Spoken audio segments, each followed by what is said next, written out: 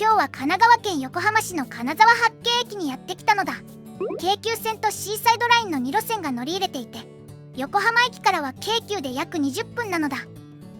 金沢八景といえば江戸時代の浮世絵師歌川広重が描いた金沢八景って知られる景勝地ですね。駅のすぐ近くに平方湾が広がっていて、源頼朝や北条政子ゆかりの神社がすぐそこにあるという歴史と海がぎゅっと詰まった街です。さらにアニメ「ボッチ・ザ・ロック」の主人公ボッチちゃんの地元としても知られていて、聖地巡礼で訪れるファンもいるらしいのだ。歴史、海、アニメ聖地と引きが多い街だよね。今日はそんな金沢八景駅周辺をぐるっと散策していきます。時刻は朝9時。あいにくの小雨だけど天気予報ではもうすぐ止むはずなので、それを期待して出発するのだ。まずは駅の北東側エリアから散策スタートです。駅から歩いて3分ほどで最初のスポットに到着なのだ。それがこちらの琵琶島神社です。平方湾にぽっかりと浮かぶ小さな島に鎮座する神社です。北条政子が琵琶湖の竹生島弁財天をこの地にお迎えして祀るために築いたと伝えられています。参道が海に向かってまっすぐ伸びているのが幻想的な雰囲気を引き立てるのだ。参道の入り口右側にあるのが福石ですね。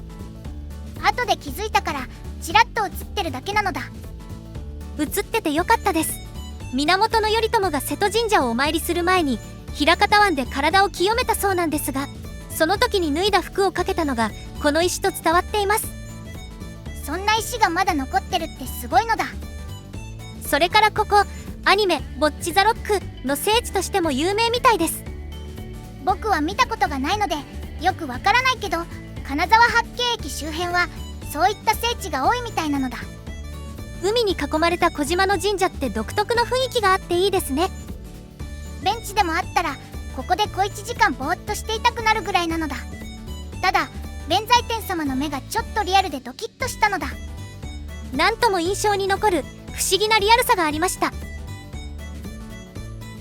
琵琶島神社のすぐ向かい、道路を挟んだ正面にあるのが瀬戸神社なのだ。瀬戸は狭い海峡という意味で、かつてこの場所には潮の満ち引きのたびに渦を巻くような急流の海峡があったそうです。古代からその流れを神聖視して海の神を祀っていた場所に、源頼朝が伊豆の三島明神を勘定して社殿を建てたのが今の瀬戸神社です。琵琶島神社とセットで参拝するのが定番ルートみたいなのだ。境内は緑に囲まれていてとても落ち着いた雰囲気なのだ。ちなみに瀬戸神社には両王、和刀という2つの武学面が所蔵されているのだ。源実朝が使って北条政子が奉納したそうです。国の重要文化財に指定されています。頼朝に政子に実朝、鎌倉幕府の主要メンバー揃い踏みなのだ。鳥居をくぐってすぐのところに東照宮から移設された石灯籠もありますね。今回は3月の撮影だったけど、早咲きの桜、玉縄桜が綺麗に咲いていたのだ。参道の両脇には山あじさいの鉢がずらっと並んでいて、6月にはまた違う景色が楽しめそうだね。瀬戸神社を出て歩道橋を渡った少し先に瀬戸橋があるのだ。とても短い橋なのだ。今はただの短い橋だけど、実はここかつては潮流の激しい海峡だったんです。鎌倉幕府が六浦の港を重視してわざわざ臨時の税金を取ってまで橋を架けた場所なんだとか。埋め立てで海峡がなくなっちゃったからこんなに短い橋になったのだ。昔の面影はもうないけど歴史的にはかなり重要な場所だったのだ。さらに歩いていくとちょっとした広場に石碑が置かれています。明治憲法創創の日なのだ。明治20年、伊藤博文を中心とした4人がこの辺りにあった料亭東屋に集まって明治憲法の草案作りを進めていた場所です。伊藤博文はこの金沢の地を気に入っていて、すぐ近くの夏島にも別荘を持っていたんだとか。国の最高機密を東京から離れた場所でひっそり作ってたのだ。ところがある晩、この東屋に泥棒が入って草案の入ったカバンが盗まれてしまうんです。書類は翌日無事に見つかりましたが、さすがにまずいということで作業場を夏島の伊藤博文の別荘に移したそうです。日本の憲法が盗難に遭いかけたってすごいエピソードどなのだ。ちなみに夏島は当時は孤島だったけど、今は埋め立てられて陸続きになっています。石碑から歩いて数分、須崎神社に到着なのだ。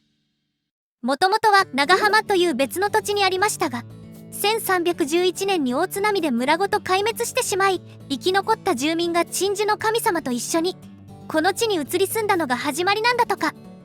神様と一緒に引っ越してきたのだ。実はここ、江戸時代に作られた一対の金獅子が秘蔵されているそうです。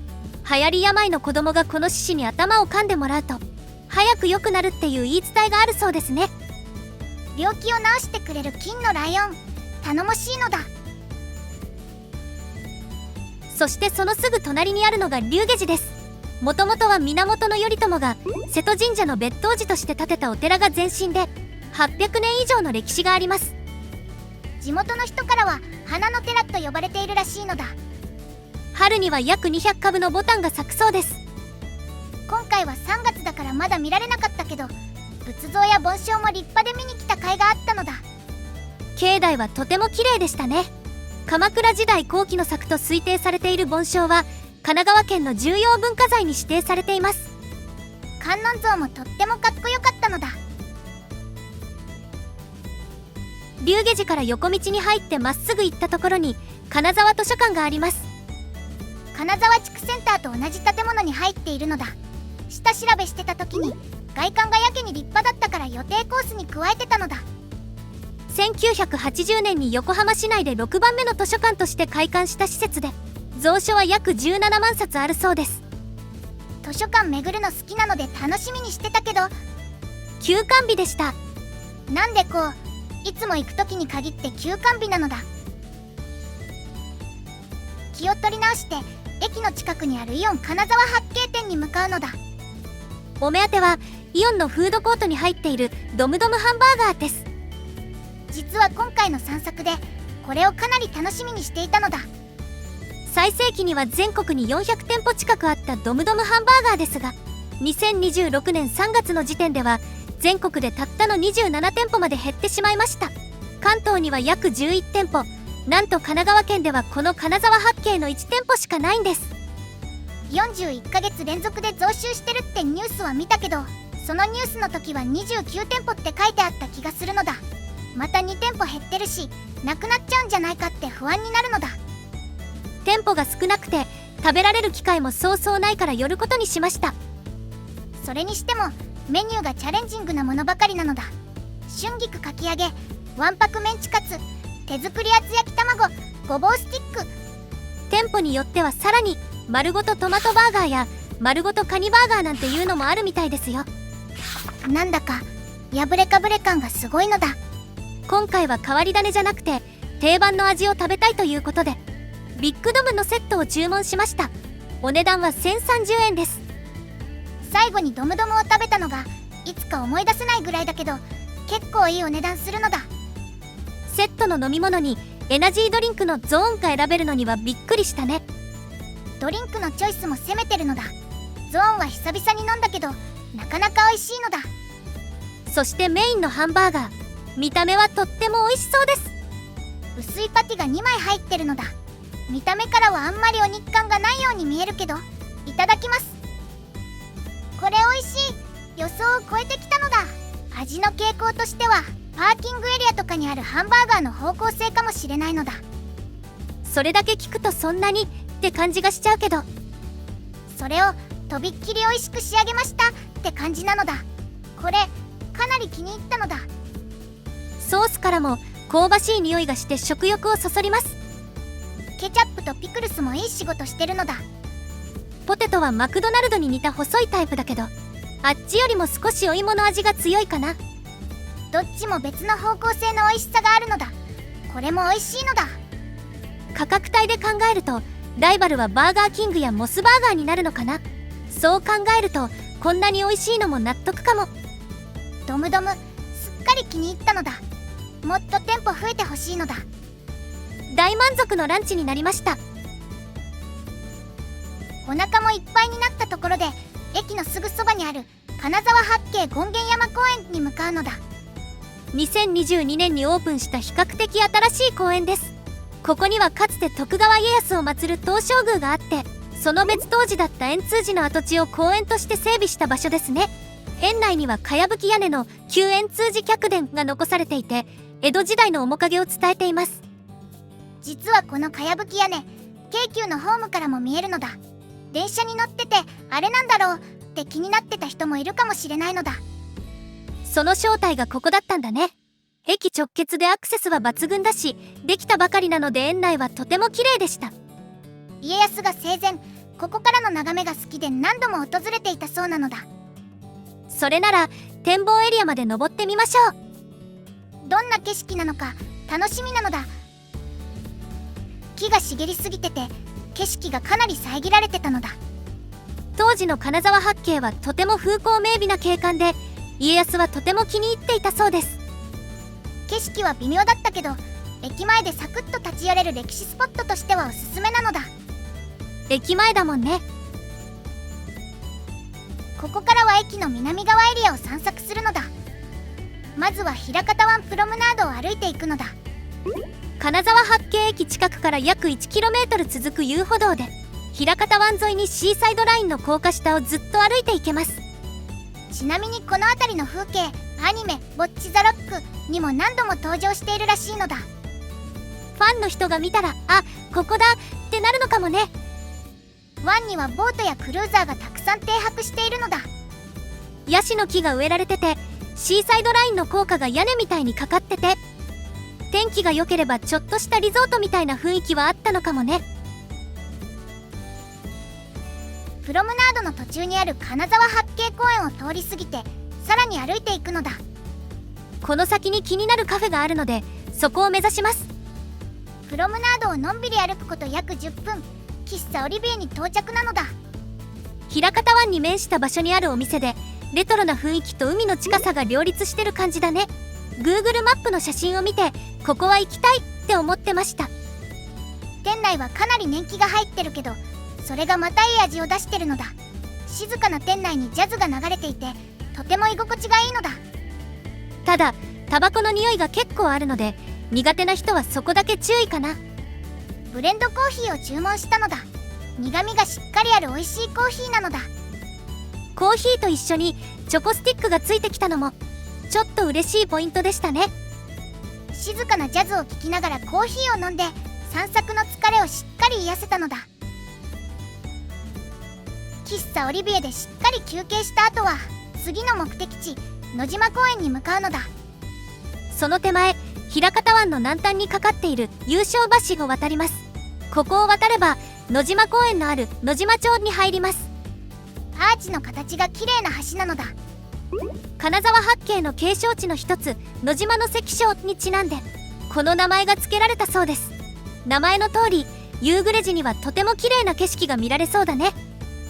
今日はまだ日は高いし、あいにくの曇り空なのだ。でも平方湾を一望できる大きな橋を渡っていくのは気持ちがいいのだ。ちなみに神奈川の橋100選にも選ばれています。優勝橋を渡って少し歩くと野島公園に到着なのだ。野島公園は平方湾の入り口に浮かぶ野島にある公園で、海抜57メートルの野島山を中心に展望台やバーベキュー場、野球場などがあります。まずは野島山の展望台を目指すのだ。展望台まで結構な上り坂なのだ。展望台まではまあまあな距離があります。暑くなってダウンジャケットは途中で脱いだのだ。距離としては10分もかからないくらいだけど、ずっと上り坂が続くからなかなかハードだったね。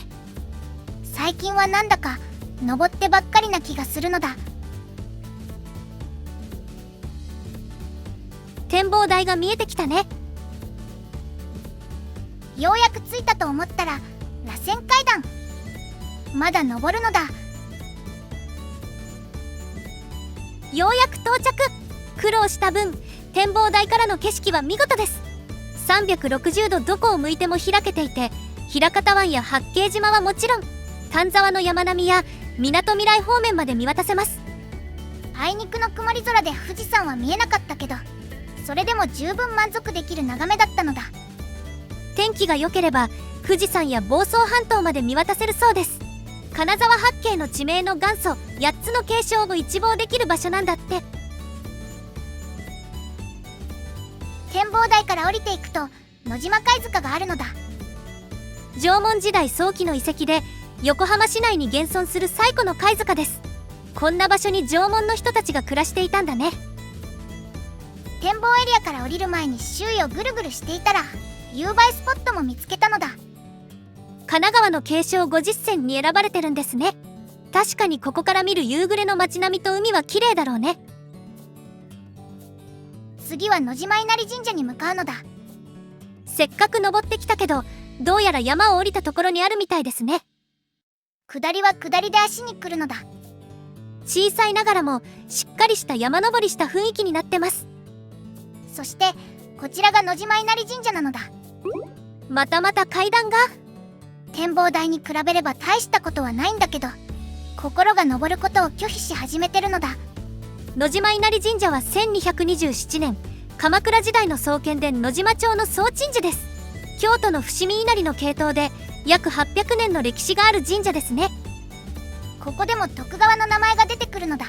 江戸時代に徳川家康の十男紀州藩士の徳川頼信がすぐ近くに別邸を構えていて、この神社はその別邸の鬼門を守る神社として大切にされていたそうなのだ。頼信は中風の持病があって野島で海水に浸かる塩湯治をしていたんだとか。その別邸は塩風呂御殿と呼ばれていたそうです。金沢八景は本当に徳川家と縁が深いのだ。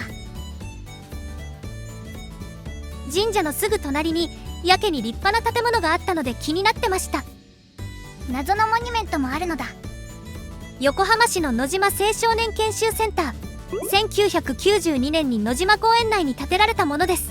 学生の団体さんが合宿に使う宿泊研修施設みたいです。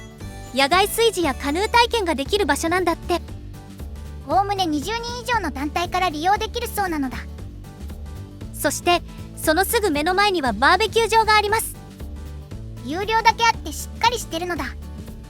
海を見ながらのバーベキューは楽しいだろうね。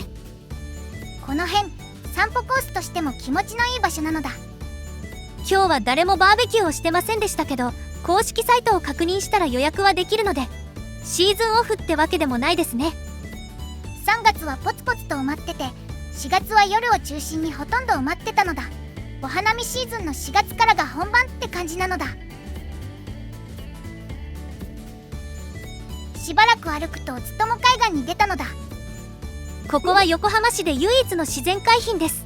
金沢八景の一つ夫もの規範の由来になった場所でもありますね。夏になったらバーベキューをしてここで潮干狩りってのも楽しそうなのだ。ちなみに野島公園にはボタン園と旧伊藤博文金沢別邸があるのですが、どちらも改修中で入れなかったのだ。残念です。旧伊藤博文金沢別邸は伊藤博文が金沢の地を好んで明治31年に建てたかやぶき屋根の別荘で横浜市の有形文化財に指定されています。改修が終わったらぜひ訪れてみてほしいスポットですね。今日はかなり歩いたのだ。さすがにクタクタなので野島公園駅からシーサイドラインに乗って帰るのだ。振り返るとこの町は駅周辺に神社やお寺がとても多かったね。源頼朝から徳川家康、伊藤博文まで時代を超えて歴史の表舞台になってきた町でした。それに海あり山あり美味しいハンバーガーとレトロ喫茶でかなり楽しめたのだ。というわけで今回の動画はここまでです。最後までご視聴いただきありがとうございました。よろしければチャンネル登録と高評価よろしくお願いしますね。動画作りの励みになるのだ。